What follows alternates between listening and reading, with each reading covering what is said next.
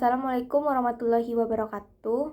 Pada kesempatan kali ini, kami kelompok 3 akan mempresentasikan materi mengenai penilaian dan penanganan pada obat-obatan, pestisida, logam berat, dan bahan kimia rumah tangga. Sebelumnya, kami mengucapkan terima kasih banyak kepada Ibu Apoteker Mira Febrina Magister Sains sebagai dosen pengampu pada mata kuliah toksikologi ini. Sebelum memulai presentasi, izinkan kami dari kelompok 3 memperkenalkan diri. Diawali dari saya, perkenalkan nama saya Almadi Hesi dengan NIM 2301101 sebagai moderator dan penyaji 1. Selanjutnya ada rekan-rekan saya, yaitu Dwi Nrianti dengan NIM 2301113 sebagai penyaji 6. Kiki Trisulistiawati dengan NIM 2301125 sebagai penyaji 3. Cynthia Marvika dengan NIM 2301140 sebagai penyaji 7. Resti Azlia Wilda dengan NIM 2301136 sebagai penyaji 4. Suci Hani Sapitri dengan NIM 2301143 sebagai penyaji 5. Dan Winda Masayu Putri dengan NIM 2301146 sebagai penyaji 2. Keracunan dapat disebabkan oleh zat seperti obat-obatan, pestisida, logam berat, serta bahan kimia rumah tangga. Keracunan dapat terjadi akibat paparan secara langsung maupun tidak langsung dan dapat merusak kesehatan. Oleh karena itu, masyarakat perlu mengetahui dan memahami gejala keracunan dan cara penanganannya. Racun adalah suatu zat yang masuk ke dalam tubuh melalui penelanan, inhalasi, kotak kulit, atau injeksi dan dapat menyebabkan penyakit, kerusakan sel, gangguan organ, atau kematian. Sedangkan keracunan merupakan kondisi darurat yang menyebabkan kerusakan sel dan fungsinya akibat masuknya suatu zat racun. Berdasarkan sumber toksikannya, kami akan membahas 4, yaitu yang pertama ada logam berat, kedua pestisida, ketiga obat-obatan, keempat bahan kimia rumah tangga. Logam berat merupakan keracunan akibat paparan logam berat seperti timbal, merkuri, serta kadmium. Sedangkan pada obat-obatan, yaitu keracunan umumnya terjadi karena kesalahan dosis atau overdose dan penggunaan obat yang tidak sesuai aturan. Pestisida merupakan suatu zat kimia yang biasa kita gunakan untuk membersihkan atau membasmi hama. Namun dapat menyebabkan keracunan apabila tidak sengaja tertelan, terhirup, atau terjadi kontak langsung dengan kulit. Bahan kimia rumah tangga seperti pembersih, pelarut, atau deterjen dapat menyebabkan keracunan apabila tidak disimpan atau digunakan secara benar dan baik. Logam berat. Apa sih itu logam berat? Logam berat adalah logam dengan berat jenis lebih dari 5 gram per cm kubik. Memiliki konduktivitas tinggi, kelenturan, dan kilau. Sumbernya itu bisa dari pertambangan, produksi industri, pipa logam, polutan lalu lintas, dan pembangkit listrik berbahan bakar batu bara, bisa juga dari limbah elektronik. Nah, di sini ada gambar bagaimana mekanisme logam berat dapat merusak tubuh kita. Logam berat itu seperti timbal, merkuri, arsenik, dan sebagainya dapat meningkatkan produksi radikal bebas atau yang kita kenal juga dengan istilah ROS di dalam sel. Nah, ROS ini bisa merusak sel dan menyebabkan stres oksidatif yang dapat memicu apoptosis. Sel memiliki mekanisme pertahanan berupa antioksidan seperti glutathione dan enzim SOD yang berfungsi untuk melawan kerusakan akibat ROS tersebut. Nah, logam berat itu salah satunya adalah timbal. Dapat kita jumpai di pupuk dan pestisida, limbah industri baterai, knalpot kendaraan bermotor, ataupun zat adif dalam bensin dan pigmen.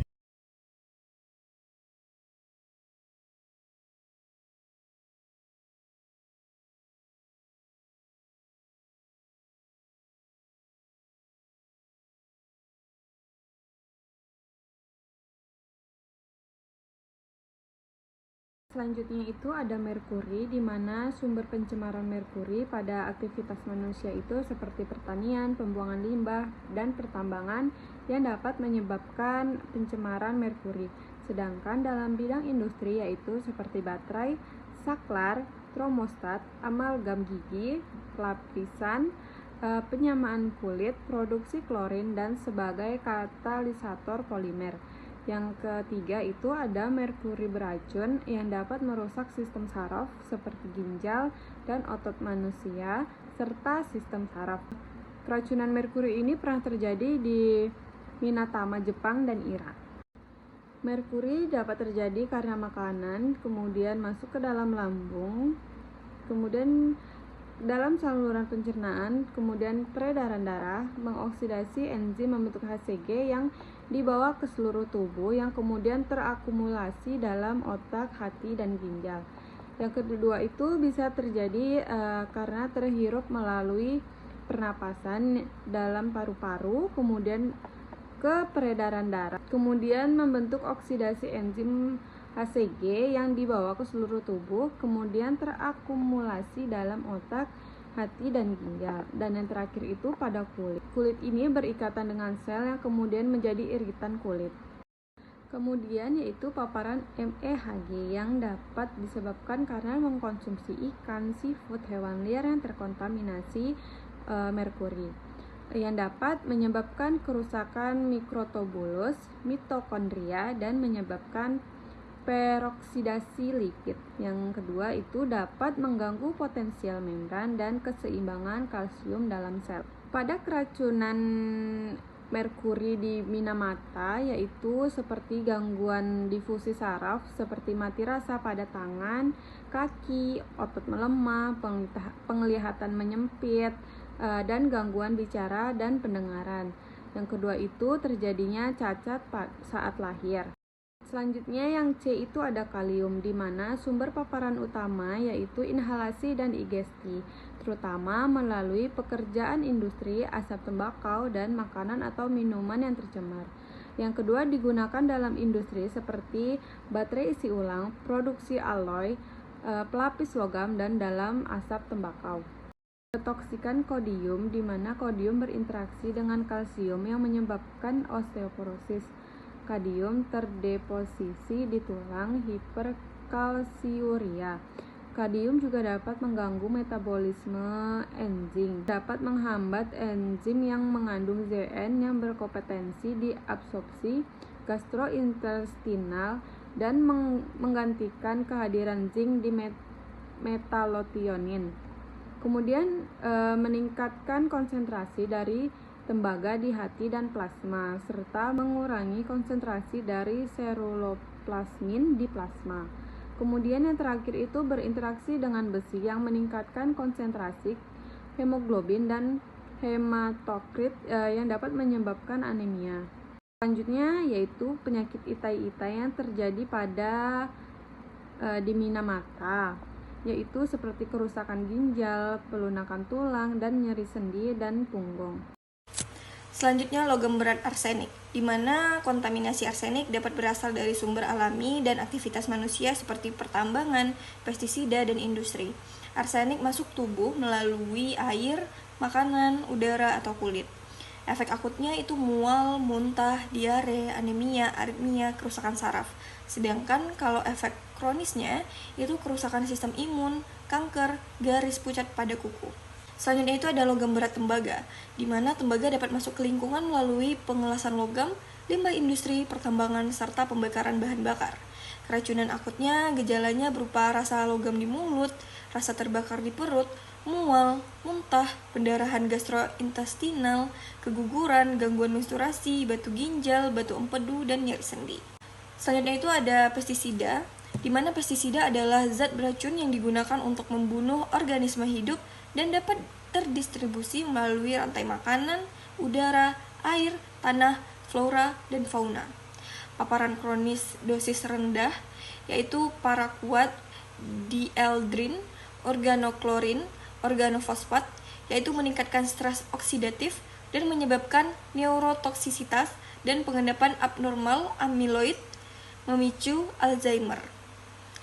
Terus ada retenon dan benomil, yaitu menyebabkan degenerasi neuron dopaminergik, berkontribusi pada gangguan gerakan otot, dan patogenesis Parkinson. Selanjutnya itu ada obat-obatan, di mana obat kronis dan yang disalahgunakan dapat merusak kesuburan pria melalui gangguan gonatoksik, menurunkan jumlah motilitas dan morfologi sperma. Terus ada gangguan seksual, di mana disfungsi ereksi, penurunan libido, ejakulasi tertunda.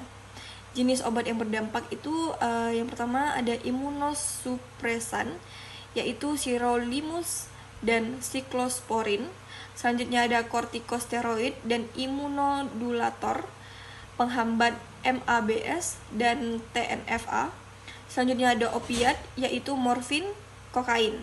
Selanjutnya ada steroid anabolik, testosteron, obat anti-anergik seperti siproteron, asetat, sama flutamid. Terus ada antibiotik seperti erythromycin, tetracycline, sedangkan antimikroba itu seperti metronidazole, chloroquine. Terus selanjutnya ada antidepresan seperti limipramine, buspiron, sedangkan antipsikotik itu fenotiazin, butirofenon. Etilen glikol adalah pelarut organik berbahaya yang dilarang FDA sejak 1983. Memicu gagal ginjal akut, gangguan hati, paru-paru, otak pada ibu hamil, dan bayi lahir cacat. Etilen glikol, asam glikolat, asam oksalat memicu batu ginjal dan gagal ginjal. Selanjutnya itu bahan kimia rumah tangga, di mana sumber bahan kimia rumah tangga ini dari limbah permukiman, limbah deterjen atau sabun, sisa makanan atau pembungkus, limbah pertanian atau peternakan.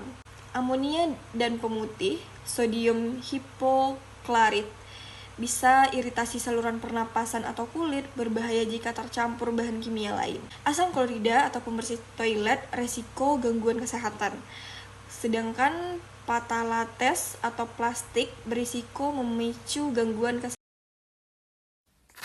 Baiklah, saya akan menjelaskan penilaian keracunan. Yang pertama yang harus dicek itu adalah pemeriksaan fisik dari tanda-tanda vital. Pertama, tekanan darah. Tekanan darah adalah salah satu pemeriksaan yang selalu dilakukan sebelum konsultasi dokter. Secara medis, tekanan darah mengukur kekuatan pompaan darah oleh jantung saat mengalirkan darah ke pembuluh darah ke seluruh tubuh. Pengukuran tekanan darah dilakukan dengan tensimeter dan stetoskop. Hasil tekanan darah menunjukkan dua angka, yakni sistolik dan diastolik. Sistolik adalah bagian atas yang menunjukkan tekanan darah dalam arteri saat jantung memompa darah ke seluruh tubuh atau kontraksi. Sedangkan diastolik menunjukkan sebaliknya, yakni tekanan darah saat jantung beristirahat setelah mengisi darah dari seluruh tubuh. Tekanan darah normal pada orang dewasa adalah 120/80 mm Hg. Normal atau tidaknya tensi darah dipengaruhi oleh faktor dan mulai dari aktivitas fisik, diet, dan usia. Karena itulah sebaiknya istirahatkan dulu sekitar 15 menit sebelum dilakukan pengukuran tekanan darah. Dengan begitu, hasil tekanan darah bisa lebih akurat dan menggambarkan kondisi yang sebenarnya. Yang kedua adalah denyut nadi. Denyut nadi adalah frekuensi pompaan darah pada arteri. Pada pemeriksaan tanda-tanda vital, denyut nadi diukur untuk menentukan irama dan kekuatan nadi. Pengukuran denyut nadi dilakukan menggunakan stetoskop dan menekan jari pada nadi pasien selama 60 detik. Hal ini dapat dilakukan untuk 5 jenis arteri, yakni arteri radialis, pergelangan tangan, arteri brachialis, siku, arteri karotis, leher, arteri poplitea, belakang lutut, terus arteri dorsalis, pedis, kaki. Tanda-tanda vital normal untuk denyut nadi orang dewasa adalah 60-100 kali per menit. Kondisi ini disebut juga detak jantung normal. Angka tersebut biasanya lebih tinggi daripada bayi dan anak-anak.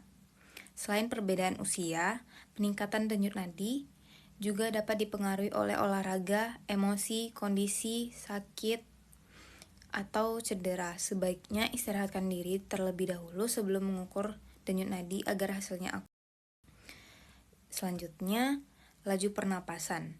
Laju pernapasan dilakukan dengan menghitung jumlah pengembangan dada saat menarik napas selama 1 menit. Kondisi ini disebut juga dengan frekuensi pernapasan. Sama seperti sebelumnya, pengukuran tensi darah dan denyut nadi, laju pernapasan juga lebih baik diukur pada saat istirahat. Hal ini dinilai lebih akurat untuk menentukan sulit atau tidaknya seseorang bernapas.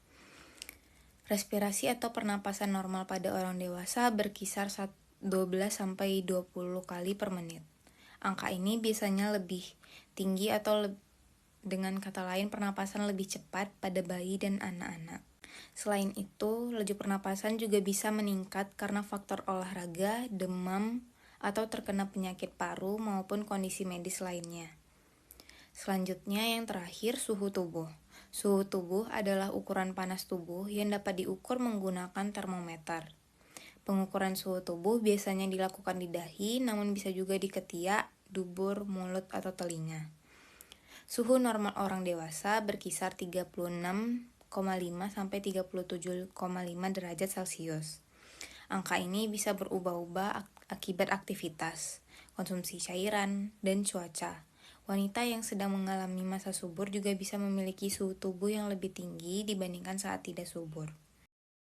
Keracunan yang kedua yaitu status neurologis, di mana status neurologis merupakan salah satu aspek penting yang harus dinilai pada pasien dengan dugaan keracunan. Zat toksik dapat mempengaruhi sistem saraf secara langsung ataupun tidak langsung, menyebabkan berbagai manifestasi klinis mulai dari gangguan kesadaran hingga disfungsi motorik dan sensorik. Penilaian status neurologis membantu menentukan jenis dan tingkat keparahan keracunan, serta menjadi dasar pengelolaan medis pasien. Lalu, pengaruh toksik pada sistem saraf pusat yang pertama ada depresi sistem saraf pusat, di mana ada keracunan opioid, alkohol, dan benzodiazepin. Lalu yang kedua, stimulasi sistem saraf pusat seperti keracunan amfetamin dan kokain. Lalu yang terakhir, neuropati perifer seperti paparan dari logam berat seperti timbal dan arsenik. Selanjutnya yaitu komponen penilaian neurologis. Yang pertama ada status kesadaran dengan skala GCS yang mengukur respon verbal, motorik, dan mata. Lalu yang kedua, pupil dan respon cahaya seperti ukuran, simetri, reaksi terhadap cahaya. Lalu yang ketiga, fungsi motorik seperti evaluasi kekuatan otot, tremor, dan kejang.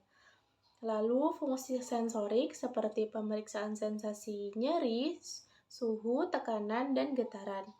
Lalu selanjutnya refleks neurologis, di mana pemeriksaan refleks tendon dalam patella atau Achilles. Lalu fungsi mental seperti penilaian orientasi waktu, tempat, orang, gangguan memori, atau tingkah laku. Selanjutnya ada contoh keracunan dan gangguan neurologis, di mana ada zat toksik yang dapat mempengaruhi gangguan neurologis, di mana contohnya zat toksik berupa opioid, gangguan neurologisnya berupa depresi sistem saraf pusat, miosis, koma. Lalu ada organofosfat, di mana gangguan neurologisnya berupa kejang, miosis, fasciculation. Lalu karbon monoksida seperti sakit kepala, disorientasi, dan koma. Zat toksik metanol memiliki gangguan neurologis seperti kerusakan saraf optik dan kebutaan. Lalu amfetamin atau kokain dapat mempengaruhi gangguan neurologis seperti kejang, agitasi, dan midriasi. Lalu logam berat seperti timbal dapat mempengaruhi neuropati perifer dan gangguan kognitif. Selanjutnya yaitu mengenai pemeriksaan lanjutan. Yang dimana pemeriksaan lanjutan ini yang pertama ada pemeriksaan laboratorium. Yang dimana pemeriksaan laboratorium ini adalah suatu analisis sampel biologis seperti urin, jaringan tubuh, atau darah untuk memperoleh informasi klinis. Kemudian pemeriksaan laboratorium ini contohnya adalah seperti spektrofotometri, yaitu contohnya pada pemeriksaan fungsi hati yaitu SGOT, SGPT, dan lainnya. Kemudian ada melalui PCR, yaitu aplikasinya pada deteksi virus seperti virus COVID-19 dan HIV. Kemudian yang selanjutnya ada ELISA. ELISA ini merupakan suatu pemeriksaan antibodi HIV. Kemudian ada flow cytometry yang dimana untuk diagnosis leukemia atau limfoma. Kemudian ada metode kultur yang dimana untuk deteksi jamur seperti Candida albicans. Kemudian jenis selanjutnya yaitu ada seperti hematologi, yaitu misalnya pada hitung darah lengkap atau CBC untuk mendiagnosis anemia atau infeksi. Kemudian ada kimia klinis, misalnya pemeriksaan glukosa darah untuk diabetes. Kemudian yang selanjutnya ada mikrobiologi, deteksi virus atau bakteri, misalnya dengan metode kultur atau PCR. Kemudian ada imunologi, yaitu tes antibodi atau antigen untuk penyakit infeksi. Kemudian ada patologi anatomi, yaitu seperti analisis jaringan tubuh, misalnya biopsi untuk mendeteksi kanker. Kemudian ada pemeriksaan penunjang, yang dimana jenis-jenis pemeriksaan penunjang ini yaitu seperti pemeriksaan darah, kemudian ada computerized tomografi atau CT scan, kemudian ada pemeriksaan urin, kemudian ada elektrokardiogram atau EKG, kemudian ada mamogram, kemudian ada magnetic resonance imaging atau MRI, kemudian ada ultrasonografi atau USG, atau ada fluoroscopy, kemudian ada fotoronsen dan endoskopi.